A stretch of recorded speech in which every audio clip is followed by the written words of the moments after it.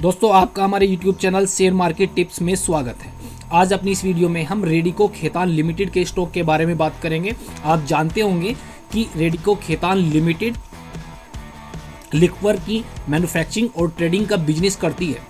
तो हम आपको बता देते हैं कि आज की डेट में इस स्टॉक के फंडामेंटल्स, इस कंपनी के फंडामेंटल बहुत शानदार लगते हैं और इसके स्टॉक की वैल्यूएशन भी काफ़ी सही है। वो हम डिस्कस करेंगे अपनी वीडियो में। और इस कंपनी के ऊपर आज की डेट में 310 करोड़ रुपए का डेब्ट है, जो कि कंपनी ने पिछले कुछ सालों में, कुछ क्वार्टर्स में काफ़ी कम किया है, क्योंकि इस कंपनी की प्रॉफिटेबिलिटी काफ़ी अच्छी है। और इस स्टॉक में दिसंबर क्वार्टर्स के जो इसके शेयर होल्डिंग पैटर्न है, वहाँ पर DII और FII अच्छी बाइंग कर रही है।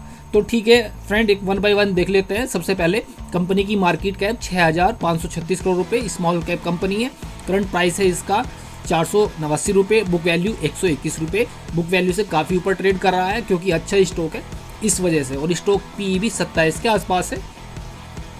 PE के हिसाब से भी वैल्यूशन अच्छी खासी इस स्टॉक की लगती है। लेकिन इसका ROC देखिए, ROC कितना शानदार है, 18.4% और ROE 17.3%। बहुत शानदार प्रॉफिट एक कंपनी बना रही है। इसका ROC और ROE देखकर बिल्कुल साफ साफ ये क्लियर हो जाता है। इसकी सेल ग्रोथ की बात कर लेते हैं तो लास्ट ईयर्स में 13% के आसपास सेल ग्रोथ रही है और 5 साल में लगभग 11% के आसपास इस कंपनी की सेल ग्रोथ रही है। वहीं प्रॉफिट ग्रोथ इसकी बहुत शानदार रही है। प्रॉफिट ग्रोथ की बात करें तो पिछले 3 साल में ये 44% से ज़्यादा रही है और 5 साल में ये लगभग 27% रही है। तो सेल ग्रोथ के मुकाबले इसकी प्रॉफिट ग्रोथ बहुत ज़्यादा शानदार रही है। इसका रीज़न क्या है? इसका रीज़न ये है कि सालदार सर कंपनी के मार्जिन इंप्रूव हुए हैं। कंपनी ने अच्छे मार्जिन कमाए हैं अपने बिजनेस में। तो ठीक है, ये तो रही इसकी ग्रोथ की बात, प्रॉफिट की। और यहाँ पर देख लेते हैं कि प्रमोटर होल्डिंग कितनी है, वो 40% से ऊपर है और यहाँ पर कोई प्लेजिंग नहीं है। और डेब्ट है कंपनी के ऊपर 310 करोड़ रुपये, जो कि पहले काफ़ी ज़्यादा होता था और कंपनी ने ये काफ़ी कम किया है। तो ये तो इस कंपनी की बेसिक डिटेल हो गई है। तो अभी इसका एक चार्ट देख लेते हैं। चार्ट पर थोड़ा देख लेते हैं कि क्या पैटर्न बन रहा है, एक बार वो समझ लेते हैं। फिर आगे इस स्टॉक के प्रॉफिट और इस स्टॉक के डेब्ट के बारे में बात करेंगे और इसकी बैलेंस शीट देखेंगे कि वहाँ पर बैलेंस शीट कैसी दिखती है और इसके शेयर होल्डिंग पैटर्न भी देखेंगे।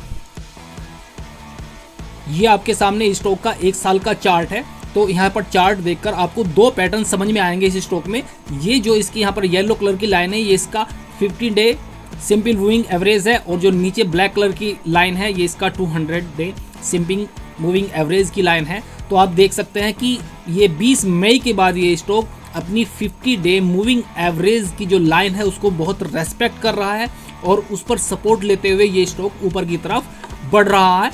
ऐसा ये मई मंथ से कर रहा है फ्रेंड। और अभी ये स्टॉक यहाँ पर अभी वापस थोड़ा कूल ऑफ हो रहा है और अपनी 50 डे मूविंग एवरेज लाइन की तरफ आ रहा है। तो ये दोबारा यदि यहाँ पर इस लाइन के आसपास आता है, ये यहाँ पर 470-75 के आसपास, तो यहाँ से ये वापस सपोर्ट ले सकता है और ये यहाँ की बेस्ट बाइंग हो सकती है इस स्टॉक की इस लेवल पर फ्रेंड।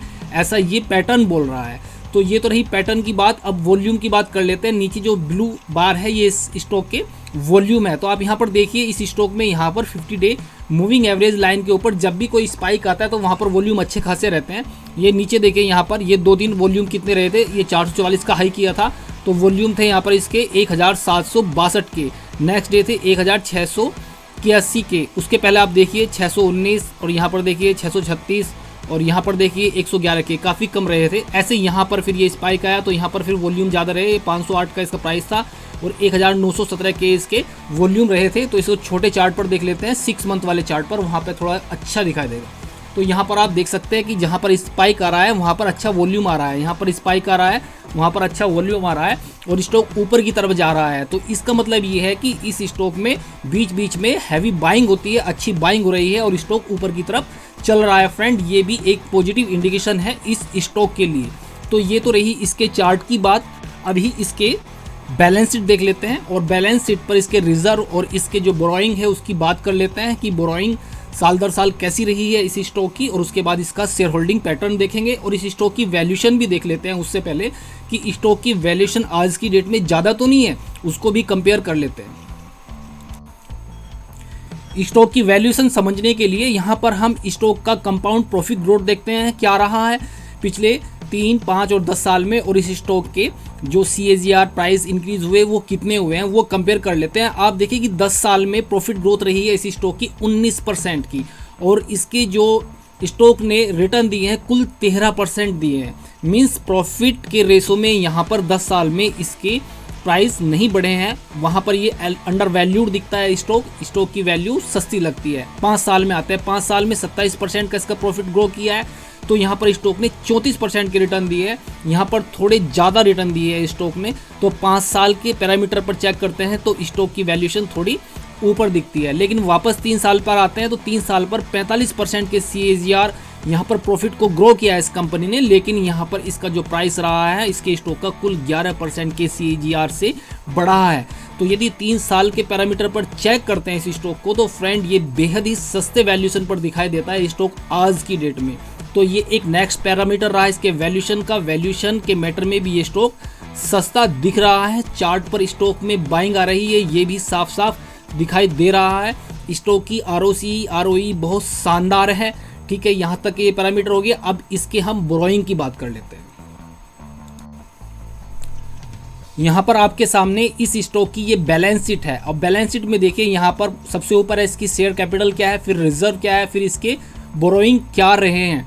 और ये देखिए कि आप 2009 में यहाँ पर इसके रिजर्व कुल 210 करोड़ थे और इस स्टॉक के ऊपर बोरोइंग थी 700 करोड़ रुपए, जो कि फिर आगे धीरे धीरे इसने कम की और यहाँ से ये मार्च 12 से बढ़ने लगी और ये यहाँ पर मार्च 16 तक 960 करोड़ रुपए की इसके ऊपर बोरोइंग थी और इसके रिजर्व भी लगभग उतने ही थे जितनी इसकी बोरोइंग थी, 937 करोड़ रुपए।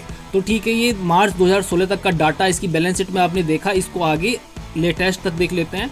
ये सितंबर क्वार्टर तक का इन्होंने यहाँ पर दिया हुआ है। तो आप यहाँ पर देखिए इसके जो रिजर्व है वो तो कंटिन्यू बढ़ते गए हैं। इसके रिजर्व यहाँ पर ये सितंबर 2020 क्वार्टर में 1583 करोड़ रुपए हो गए और इसका जो डेप्ट है, इसका डेप्ट यहाँ पर मार्च 16 के बाद से घटता गया है। मार्च 16 में जहाँ 960 करोड़ रुपए था, मार्च 17 में 799, 592, 337, 400 और 310 करोड़ रुपए यहाँ पर अब इसके ऊपर डेप्ट रह गया है। तो डेप्ट इसके ऊपर काफ़ी तेज़ी से कम हुआ है स्टॉक में, क्योंकि कंपनी के प्रॉफिट अच्छे रहे हैं। पिछले 4-5 साल में काफ़ी अच्छा ग्रो किया है प्रॉफिट में।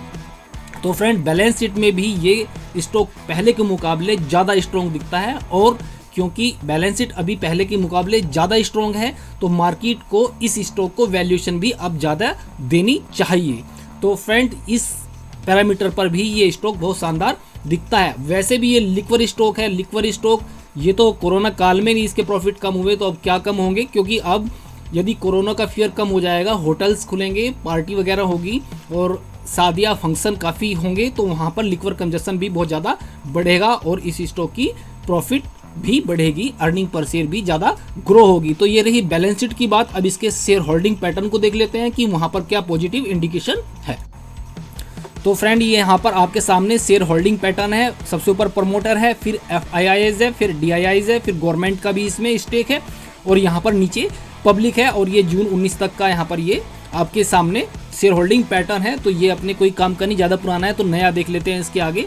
और ये दिसंबर तक का इसका शेयर होल्डिंग पैटर्न आ गया है। आप यहाँ पर देख सकते हैं। सबसे पहले तो प्रमोटर होल्डिंग की बात करें तो यहाँ पर प्रमोटर होल्डिंग ये मार्च 2020 से यहाँ तक ये कांस्टेंट है।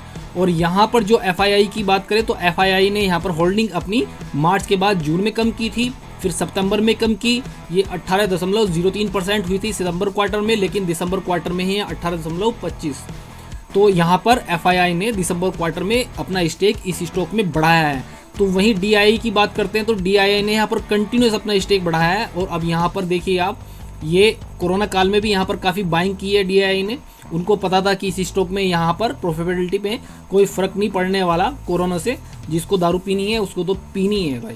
तो अब यहाँ पर ये DII ने तो कंटिन्यू यहाँ पर अपना स्टेक बढ़ाया है। गवर्नमेंट का कांस्टेंट है और पब्लिक का यहाँ पर स्टेक कम हुआ है इस स्टॉक में। तो शेयर होल्डिंग पैटर्न में भी इस स्टॉक के फ्यूचर में अच्छा ग्रो करने के लिए पूरे पॉजिटिव इंडिकेशन है। तो फ्रेंड ये डाटा हमने आपको बताया। आपने यदि इस स्टॉक में कोई पोजीशन बनानी है तो आप अपने फाइनेंशियल एडवाइज़र से सलाह जरूर लें, अपनी रिसर्च जरूर करें। बाकी हमारी ये वीडियो आपको पसंद आई हो तो लाइक करें, ज़्यादा से ज़्यादा शेयर करें। धन्यवाद दोस्तों।